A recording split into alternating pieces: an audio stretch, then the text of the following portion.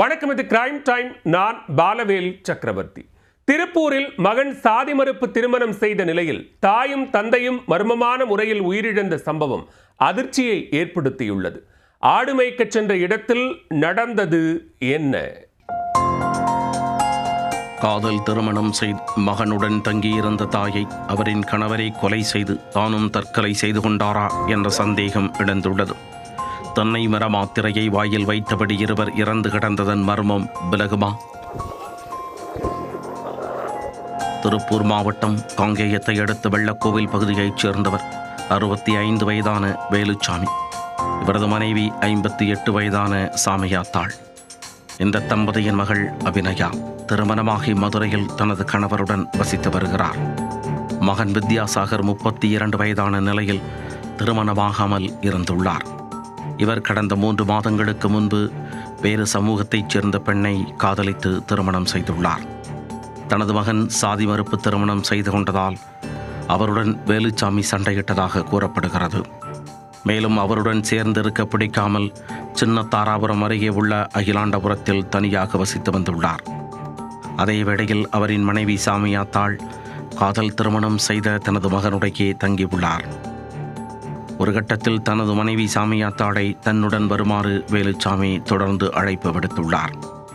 அதை அவர் ஏற்க மறுத்ததால் சமைக்க முடியாமல் சரியான உணவையின்றியும் உதவிக்கு ஆள் இல்லாமலும் வயதான காலத்தில் வேலுச்சாமி இன்னல்களுக்கு ஆளாகியுள்ளார். இதனால் தனது மனைவி மீது கடும் ஆத்திரத்தில் இருந்ததாக கூறப்படுகிறது.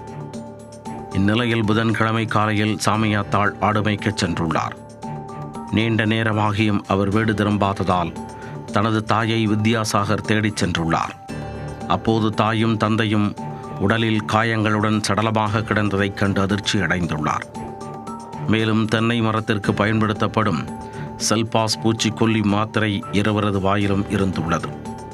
தகவல் அறிந்து விரைந்து வந்த வெள்ளக்கோவில் போலீசார் இருவரின் உடலையும் கைப்பற்றி விசாரணை மேற்கொண்டனர். அதில் சாமியாத்தால் உடலில் கருக்கருவாள் கொண்டு தாக்கிய காயம் இருப்பது தெரிய வந்தது. அவரின் கணவர் வேலுச்சாமியின் உடலில் கற்களால் தாக்கப்பட்ட காயங்கள் இருப்பதும் கண்டறியப்பட்டது. இதையடுத்து தாக்குதலுக்கு பயன்படுத்திய கருக்கருவாளை சம்பவ இடத்திலிருந்து போலீசார் மீட்டனர். மேலும் தடயவியல் நிபுணர்களை வரவழைத்து தடயங்களை சேகரித்த போலீசார் மோப்பநாய் உதவியுடன் சுற்றுவட்டார பகுதிகளில் சோதனை மேற்கொண்டனர். அப்போது வேலுச்சாமி பயன்படுத்திய இருசக்கர வாகனம் மீட்கப்பட்டது. மகன் சாதி மறுப்பு திருமணம் செய்த நிலையில் மனைவியும் அவருடன் சென்று விட்டதால் ஆத்திரத்தில் அவரை கொலை செய்துவிட்டு தானும் தற்கொலை செய்து கொண்டாரா என போலீசார் விசாரணையை தீவிரப்படுத்தியுள்ளனர்.